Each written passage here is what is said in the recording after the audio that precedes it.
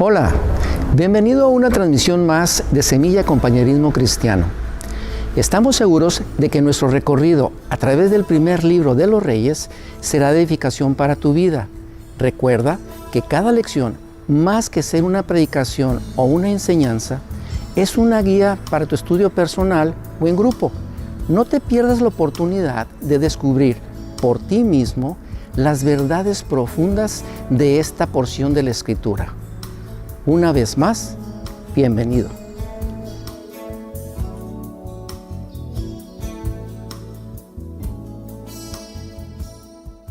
Hola familia, bienvenidos a un nuevo estudio de nuestras semillas en casa. En esta ocasión, nuestra última lección del primer libro de Reyes. Ha sido una bendición, ha sido un desafío, toda nuestra travesía alrededor de este libro. Entonces, para hoy te invito a considerar qué es lo que Dios tiene para nosotros. Lección 27 y última, titulada Un rey en el corazón. Vamos a considerar el capítulo 22 del primer libro de Reyes, desde el verso 41 hasta el verso 53. En esta ocasión, nuestro versículo clave es el verso 43 y nuestros personajes principales son Josafat y Ocosías.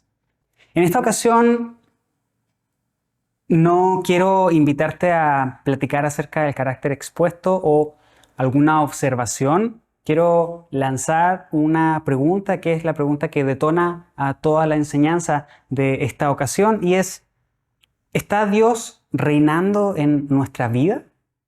El objetivo principal de nuestra lección de hoy es reconocer nuestra necesidad de Dios como Rey en nuestro corazón. A lo largo de todo nuestro estudio del primer libro de Reyes, creo que ha quedado en evidencia la diferencia que hay entre, por un lado, los reyes que hicieron lo malo y que tuvieron una vida alejada de los caminos del Señor, respecto de aquellos que en su corazón quisieron seguir las leyes y los caminos dados por Dios. Algunos de ellos son Salomón y Asa, quienes en sus primeros años de reinado se caracterizaron por buscar al Señor de todo su corazón, alejarse de lo malo. De hecho, con Asa, puedes recordarlo, comenzó a hacer muchas reformas positivas en cuanto a la vida espiritual del pueblo y que trajeron bendición también a su reinado. Sin embargo, para el final de sus días, para el final de sus reinados, tanto de Salomón como de Asa, ya sabes cómo terminaron. En sus últimos días, su corazón tuvo un cambio de dirección, su corazón se alejó de Dios, tomaron malas decisiones que los alejaron aún más de Dios. Estos buenos reyes, en comparación con todos los malos reyes de Israel, en algunas ocasiones siguieron sus propios corazones, siguieron sus propios deseos y terminaron alejándose de Dios. En nuestro pasaje de hoy vamos a ver este contraste también entre Josafat y Ocosías. Josafat siendo un buen rey, Ocosías siendo un mal rey. Y vamos a considerar esta historia de Josafat y de Ocosías para, por supuesto, extraer lecciones a partir de él, pero también para tener un cierre general de todo nuestro estudio de Primera de Reyes. Algo interesante es que Dios permitió la monarquía en Israel no como algo que Él quisiera para su pueblo, sino debido a la necedad en el corazón de los israelitas. Los israelitas, en el plan de Dios, iban a ser gobernados directamente por Él. Sin embargo, al ver las naciones vecinas y que cada una de estas naciones vecinas tenía su propio rey, ellos también quisieron replicar esa conducta, pidieron un rey, Dios les dio a Saúl, un rey conforme al corazón del pueblo, para luego levantar a David y luego continuar con la serie de reyes que continuaron en Israel antes de la división del reino, para luego continuar por una parte con Israel y otra parte con Judá. Como ya recordarás, todos los reyes de Israel hicieron lo malo ante los ojos del Señor, y de los reyes de Judá, algunos salieron del promedio en cuanto a querer buscar al Señor, regresar el corazón al Señor y atraer al pueblo también hacia el Señor. Algo interesante es lo que nos dice Jeremías capítulo 17, verso 9. No podemos confiar en nuestro corazón porque nuestro corazón es engañoso. Cuando permitimos que nuestro corazón se imponga en nuestras decisiones y más bien seguimos nuestros propios deseos, seguimos nuestros propios objetivos y nuestras propias metas, nunca nada bueno sale de ahí. Cuando ponemos nuestro corazón y nuestras propias decisiones, nuestros propios deseos por sobre Dios, nuestro camino comienza a separarse de lo que Dios tiene para nosotros y al final ya lo hemos visto con todos los reyes de Israel y de Judá también. El final no es nada bueno. ¿Qué lección nos deja a nosotros todo esto? La lección es que no podemos gobernarnos a nosotros mismos. Cada vez que lo intentamos, fallamos. No podemos gobernarnos a nosotros mismos. Por lo tanto, necesitamos un rey, pero necesitamos un rey en el corazón. ¿Quién es ese rey que puede gobernar en el corazón? Dios. Por lo tanto, creo que el corolario final de todo este libro es: necesitamos que Dios reine plenamente en nuestro corazón. Vamos a considerar el pasaje de hoy. Vamos a leer el pasaje completo considerando la historia de Josafat y también lo que se nos describe de Ocosías, para luego ir avanzando paso a paso, haciendo observaciones y por supuesto también algunas aplicaciones. Entonces vamos a comenzar la lectura del pasaje de hoy. Josafat, hijo de Asa, comenzó a gobernar Judá durante el 4º año del reinado de Acab, rey de Israel. Josafat tenía 35 años cuando subió al trono y reinó en Jerusalén 25 años. Su madre era Azuba, hija de Silhi. Josafat fue un buen rey, quien siguió el ejemplo de su padre Asa. Hizo lo que era agradable a los ojos del Señor. Sin embargo, durante su reinado no quitó todos los santuarios paganos, y la gente siguió ofreciendo sacrificios y quemando incienso allí. Josafat también hizo la paz con el rey de Israel. Los demás acontecimientos del reinado de Josafat, el alcance de su poder y las guerras que hizo, están registrados en el libro de la historia de los reyes de Judá. Expulsó de la tierra a los demás prostitutos y prostitutas de los santuarios paganos, quienes seguían con sus prácticas desde los días de su padre Asa. En ese tiempo no había rey en Edom, sino solo un regente. Josafat también construyó una flota de barcos mercantes para que navegaran hasta Ofir en busca de oro. Pero los barcos nunca llegaron a zarpar porque naufragaron en su propio puerto de Esión-Geber. En una oportunidad, Ocosías, hijo de Acab, le propuso a Josafat: «Deja que mis hombres naveguen con los tuyos en los barcos». Pero Josafat rechazó la propuesta. Cuando Josafat murió, lo enterraron con sus antepasados en la ciudad de David. Después, su hijo Joram lo sucedió en el trono. Ocosías, hijo de Acab, comenzó a gobernar Israel en el año 17 del reinado de Josafat en Judá. Reinó en Samaria 2 años e hizo lo malo a los ojos del Señor, al seguir el ejemplo de su padre y de su madre, y también el ejemplo de Jeroboam, hijo de Nabat, quien había hecho pecar a Israel. Ocosías sirvió a Baal y le rindió culto, con lo que provocó el enojo del Señor, Dios de Israel, tal como lo había hecho su padre. Tenemos frente a nosotros 2 reyes, los últimos 2 reyes que se describen en este primer libro de todos los reyes. Josafat por un lado y Ocosías por otro. Estos 2 reyes resultan bastante contrastantes en sus vidas y en sus formas de reinar, por supuesto en su relación con el Señor también, pero a pesar de todos los contrastes que separan a estos 2 reyes, hay algunos puntos en común que es muy interesante que consideremos para también obtener enseñanzas a partir de ellos. Vamos a comenzar haciendo una serie de observaciones respecto a la vida de Josafat, reuniendo por un lado todos los puntos que se nos describen como puntos positivos en su vida, pero por otro lado, también considerando todos los puntos que se nos ofrecen para, respecto a esta parte negativa, tal vez, del mismo rey. En este pasaje de Reyes se nos describen varios elementos. Primero, en la primera parte del versículo 43, se nos describe que hizo lo recto a los ojos de Dios. Y eso ya es mucho, eso ya es bastante. Que el pasaje comience diciendo, sobre todo en el libro de Reyes, tal persona hizo lo recto a los ojos del Señor, ya es un hablar muy alto respecto de alguien.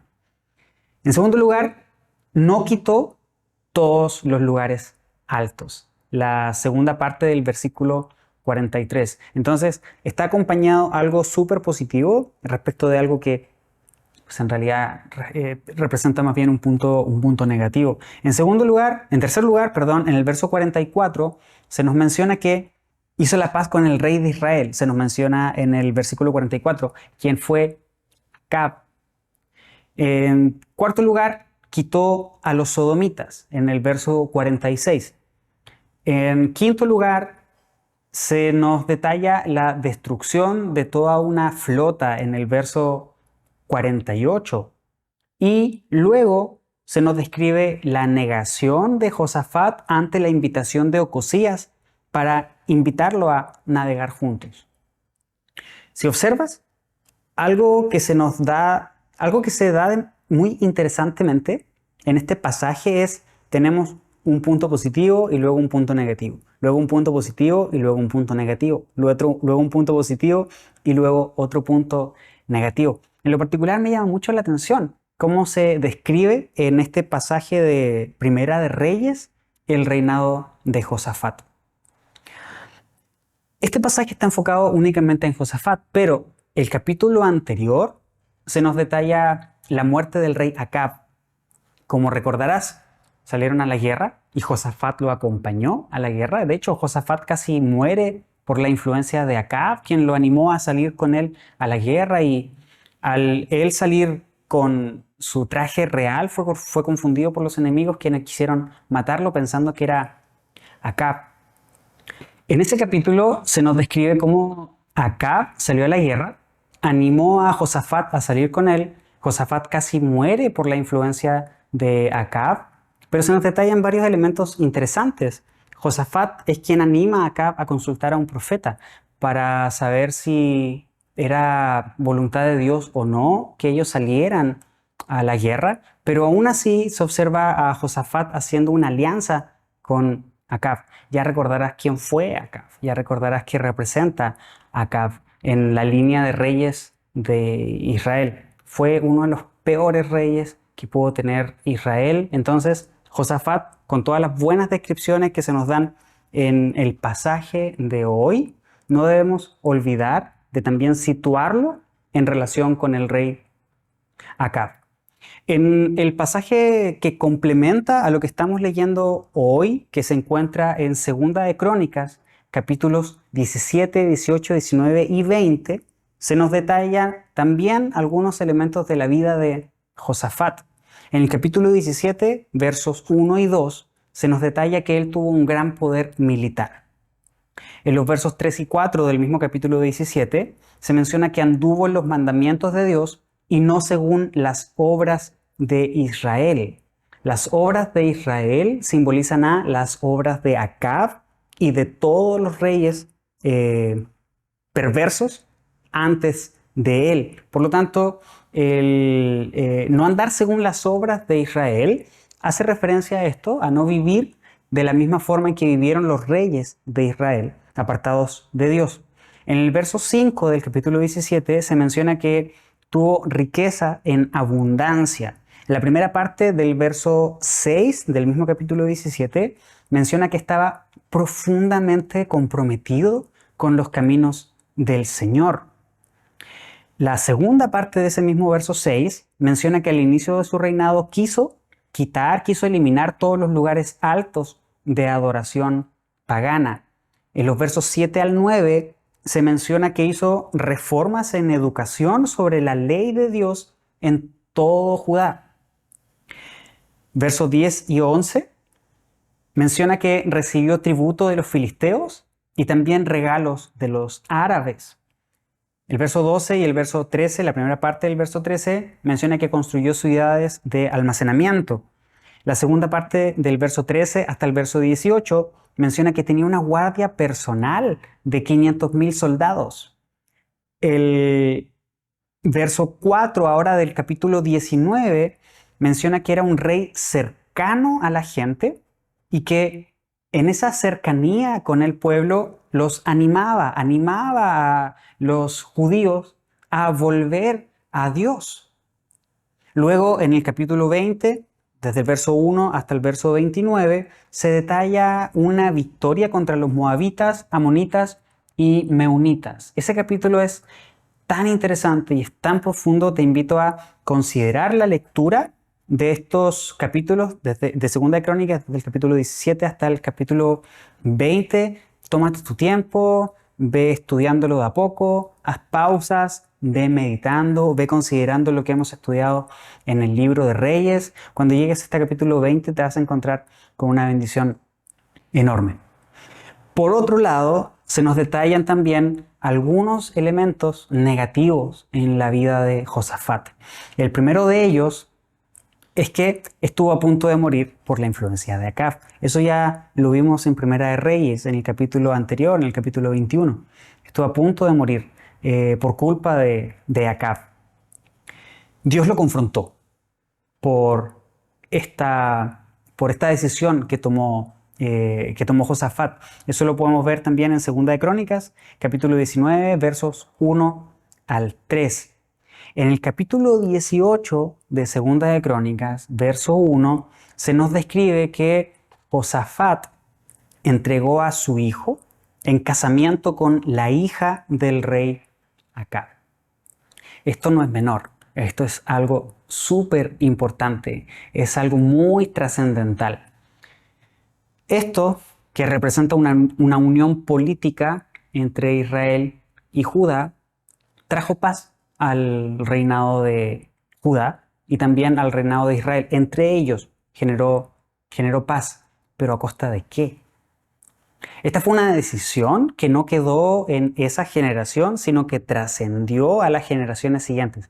De hecho, los primeros capítulos del segundo libro de Reyes comienzan describiendo al hijo de Josafat, ahora continuando con el reinado y haciendo lo malo ante los ojos del Señor, debido a la influencia de su esposa, hija de Acab, quien lo llevó a continuar por el camino de Israel, es decir, por el camino de Acab, el camino de Jezabel, el camino de Jeroboam. Entonces, este evento de casar a su hijo con la hija de Acab fue algo muy trascendental. Aparte de eso, hizo amistad con Ocosías, el hijo de Acab. En el capítulo 20, verso 35, se detalla que construyeron una flota en conjunto y que Dios destruyó esa flota incluso antes de que zarpara. Como puedes observar, tenemos una serie de puntos positivos, pero al mismo tiempo tenemos una serie de puntos negativos. Y en este momento creo que pudiéramos preguntarnos qué perfil podemos hacer de la vida de Josafat.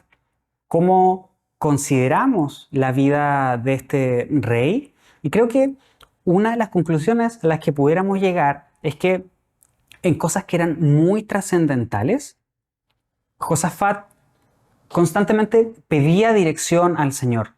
Antes de salir a una guerra, antes de embarcarse en una empresa muy grande, Josafat pedía ayuda, pedía guía de parte del Señor, pero en otras situaciones Josafat simplemente seguía su propio corazón, como por ejemplo al entregar su hijo en matrimonio con la hija de Acab, o al asociarse con Ocosías en la construcción de esta flota que Dios destruyó incluso antes de que zarpara.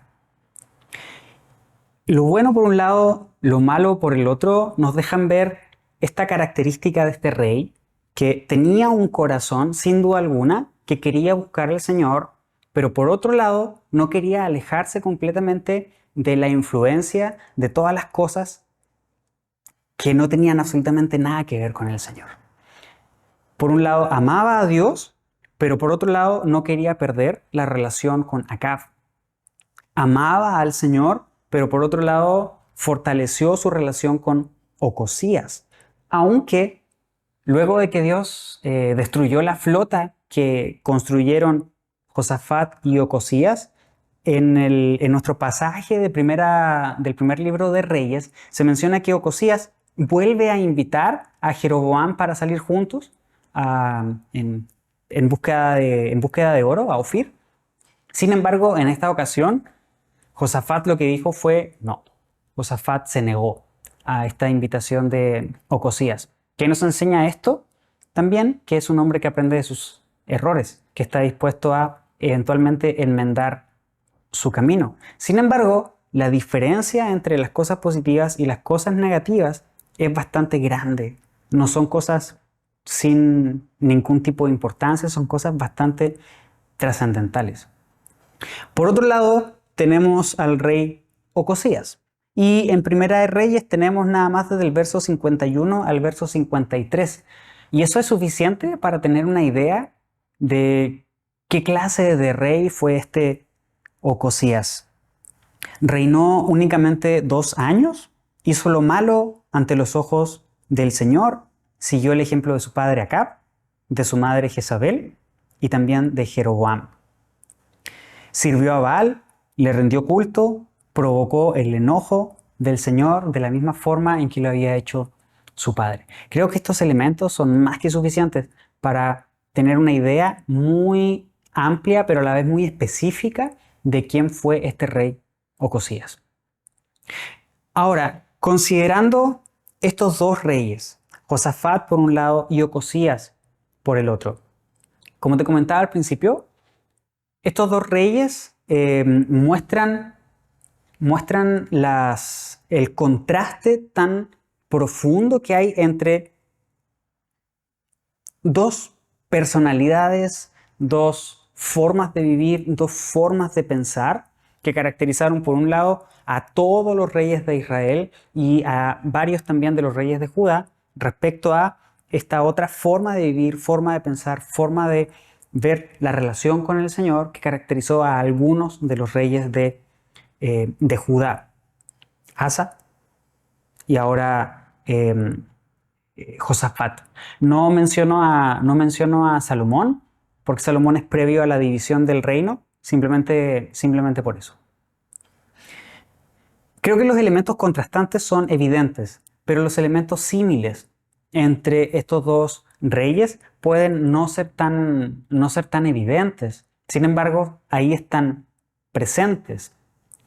Por un lado, Ocosías vivió su vida en rebeldía abierta ante el Señor. Hizo lo malo ante los ojos del Señor, siguiendo la influencia de su padre, de su madre y de Jeroboam. Eventualmente, este Ocosías nació en medio de una sociedad israelita gobernada por el paganismo, en donde la adoración a Baal era algo normativo. La adoración a Baal era la religión de Israel en ese momento. Podríamos intentar hasta justificar tal vez a Ocosías, y eso lo malo porque simplemente fue lo que aprendió de su padre. Así vivió desde que nació hasta que llegó al trono.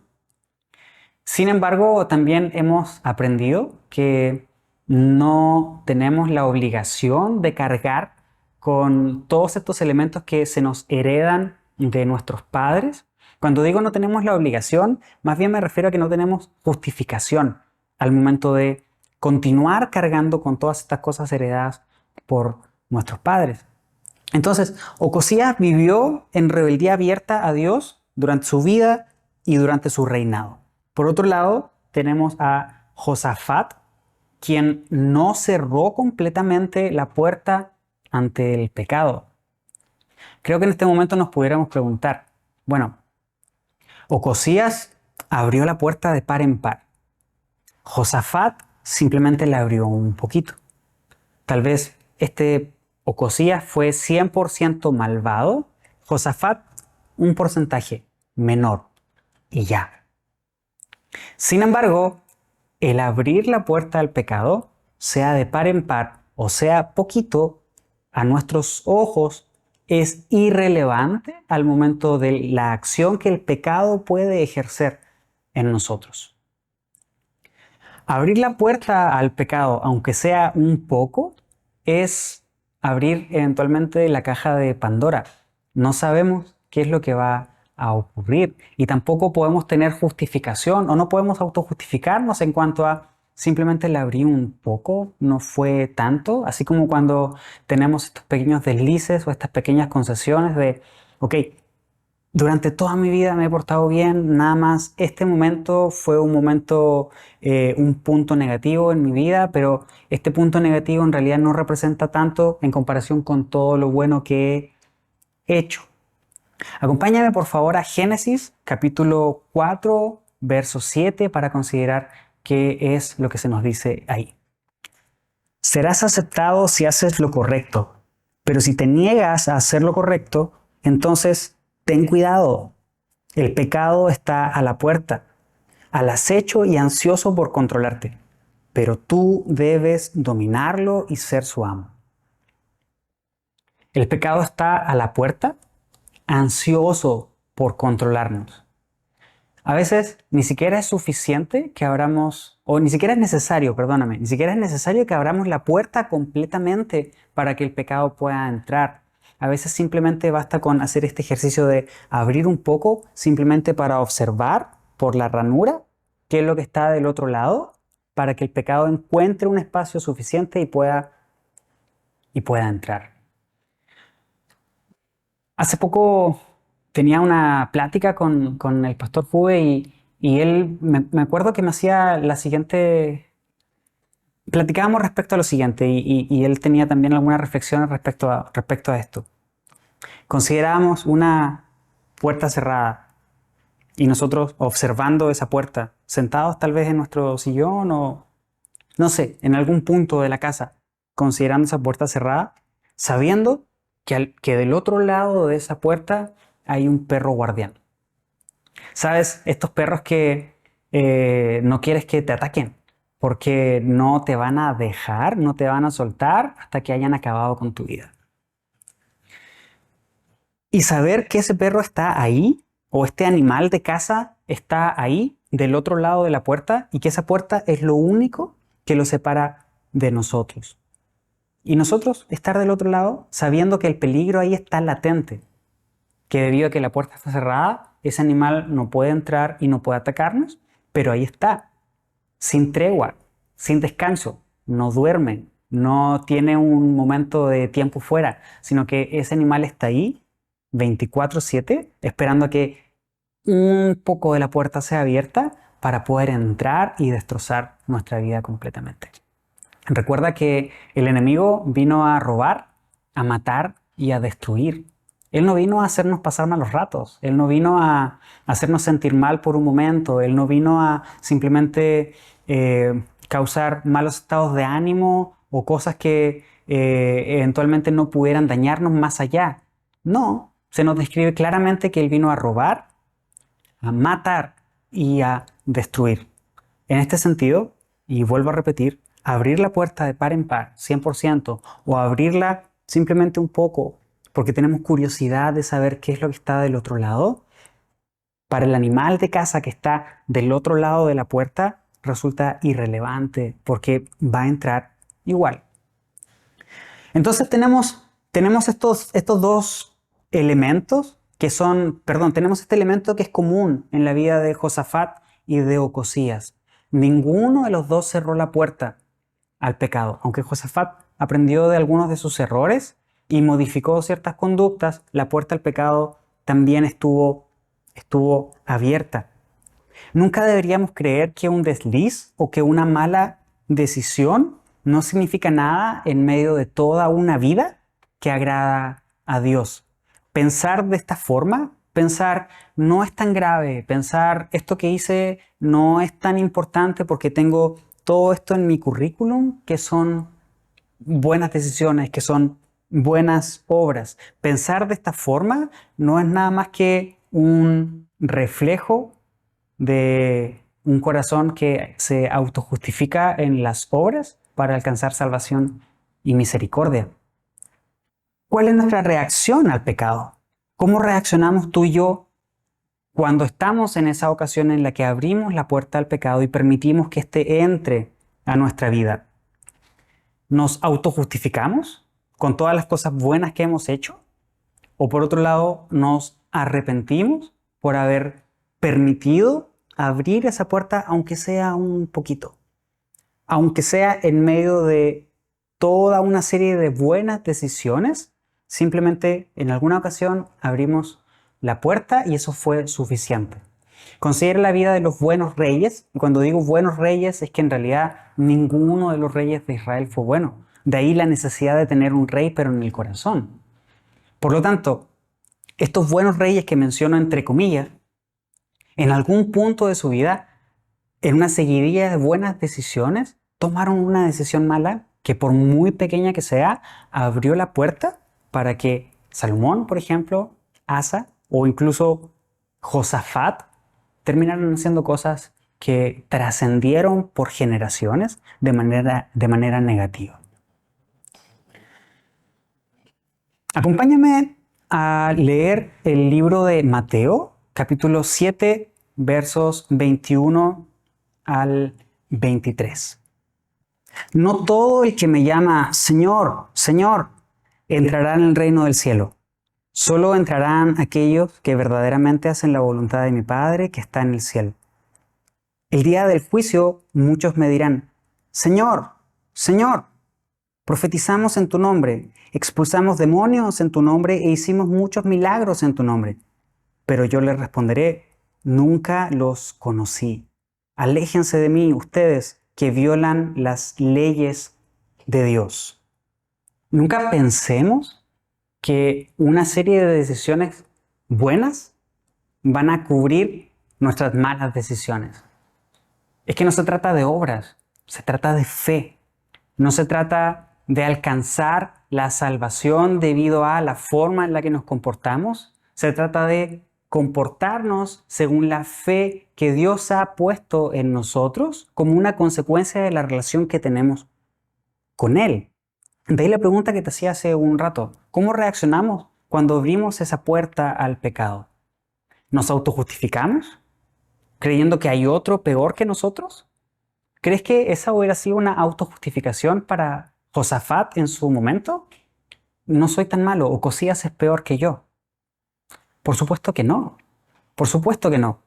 Nos autojustificamos nosotros mismos diciendo, en mi vida he llevado una vida correcta, entonces esta mala decisión en realidad no representa algo tan malo. No, no es una autojustificación.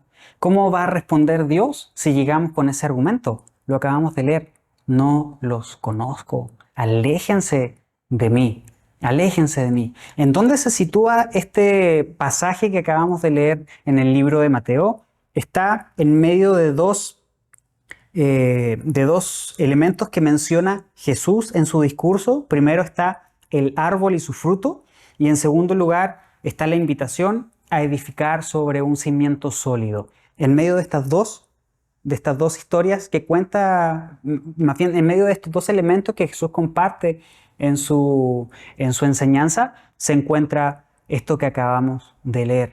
El árbol es conocido por sus frutos. Un buen árbol va a dar buenos frutos, pero un mal árbol va a dar malos frutos. Por otro lado, nuestra invitación es a cimentar nuestra casa sobre la roca y no sobre la arena.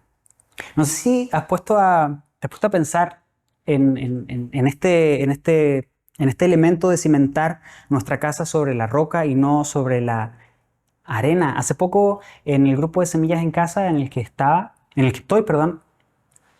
estábamos considerando esta parábola, esta historia, y nos preguntábamos, ok, nuestra casa tenemos que construirla sobre la roca y no sobre la arena. Pero en realidad, ¿estamos construyendo toda nuestra casa sobre la roca o estamos construyendo la mitad de la casa sobre la roca y la mitad sobre la arena. ¿A qué me refiero con esto? Hay áreas de nuestra vida en las que nosotros sabemos que somos muy fuertes y no batallamos con eso. Pero hay otras áreas de nuestra vida que sí representan un peligro para nosotros y son algo con lo que batallamos constantemente. Y es una puerta de entrada mucho más frágil para el pecado que todas estas otras áreas que al parecer son fuertes o que no nos causan un conflicto muy grande. Por lo tanto, cimentar la casa sobre la roca hace referencia a todas estas áreas de nuestra vida. ¿Por qué? Porque si hay por lo menos un área que está cimentada sobre la arena, cuando vengan la tormenta, cuando venga la tempestad, esa sección de la casa va a caer y eventualmente va a tirar también toda la sección de la casa que está sobre la roca, simplemente porque una sección de la casa está construida sobre un terreno inadecuado. En ese sentido, ¿dónde estamos cimentando nuestra vida? ¿Estamos permitiendo que Dios reine en nuestro corazón? Y si es así, ¿estamos sometiendo a Él todas las distintas áreas de nuestra vida? ¿Nos arrepentimos al momento de pecar o nos autojustificamos bajo este supuesto de que yo no soy tan malo o es que hay otras personas que son peores que yo? Creo que la invitación en este momento es a vernos a nosotros mismos, por supuesto a la luz de la palabra de Dios, y considerar que tenemos muchas experiencias detalladas en el libro de Reyes, a las cuales haríamos bien en estar atentos y aprender en cabeza ajena. ¿Por qué vivir nosotros la experiencia que ya se nos ofrece de todos estos hombres y mujeres también en este libro? ¿Por qué no aprender de su experiencia antes de atravesar el mismo camino creyendo que vamos a tener un resultado diferente? Un rey demanda total sumisión a él. Lo mismo que sucede con Dios. Dios no nos quiere a medias, Dios nos quiere completos. De hecho, cuando le preguntaron a Jesús cómo se resume la ley, Jesús dijo: amarás a tu Dios con todo tu corazón, con tu alma, con todas tus fuerzas y con todo tu entendimiento. Ese es el primer y gran mandamiento, pero el segundo es similar al primero: amarás a tu prójimo como a ti mismo. Dios no nos quiere en parcialidades, Dios no nos quiere en abonos, Dios nos quiere completos. Y como un rey, Él demanda total y completa sumisión a Él. Uno de los elementos, creo yo que como el corolario que te hacía mención hace un rato comenzando la plática de hoy, es que todos los reyes que pasaron por Judá y por Israel nos dejan esta lección. Israel y Judá no necesitaban un rey de carne y hueso. Nunca lo necesitaron. Así como tú y yo tampoco lo necesitamos. No podemos nosotros gobernarnos a nosotros mismos. Porque Jeremías lo dice, nuestro corazón es engañoso. Y cuando hablo de corazón no me refiero únicamente a nuestras emociones. Me refiero también a nuestra forma de pensar. Incluso nuestro intelecto, nuestro raciocinio. Por muy objetivos que creamos que somos, nuestro corazón es engañoso. Tiende hacia el mal, tendemos hacia allá por naturaleza. Por lo tanto, no podemos gobernarnos a nosotros mismos. Necesitamos que sea Dios quien ocupe ese lugar. Necesitamos un rey que reine plenamente en nuestro corazón. Quien puede ocupar ese lugar es únicamente Dios. Por lo tanto, vuelvo a hacerte la misma pregunta detonante con la que iniciamos la enseñanza de hoy y esta última enseñanza del primer libro de Reyes. ¿Está Dios reinando en nuestro corazón? Espero que esta última enseñanza dé mucho material para que en tu semilla en casa puedas profundizar mucho más en este estudio, para que puedas considerar también en términos generales todo lo que hemos venido platicando desde que comenzamos la travesía por este hermoso libro que sin duda alguna ha sido una bendición, ha sido un descanso, pero también ha sido una confrontación muy fuerte para todos nosotros. Ha sido un bálsamo para nuestras heridas, pero al mismo tiempo ha sido una reprimenda en muchas de nuestras luchas y en muchas de nuestra forma de vivir. Esperemos que sea Dios y el Espíritu Santo quien hable a nuestro corazón y que nosotros tengamos siempre esta actitud de tener un corazón abierto y una mente dispuesta y disponible para que sea el Espíritu Santo quien nos llene de su palabra, del conocimiento de Dios, para que el fruto del Espíritu Santo pueda desarrollarse en nuestra vida, para que aprendamos de las experiencias de otras personas que se nos han descrito en estos capítulos del primer libro de Reyes que hemos estudiado, y que nuestra vida cada vez más refleje a nuestro Señor Jesucristo. Que Dios te bendiga, que estés muy bien. Esperamos que lo que hemos considerado el día de hoy te anime, principalmente a profundizar más en el texto bíblico, pero que de igual manera te guíe a hacer las aplicaciones prácticas que necesitas para crecer y madurar en el Señor. Ya sea que estés participando en una semilla en casa local o nos sigas desde cualquier otro lugar, gracias por acompañarnos. Nos vemos en nuestra próxima transmisión. Hasta pronto.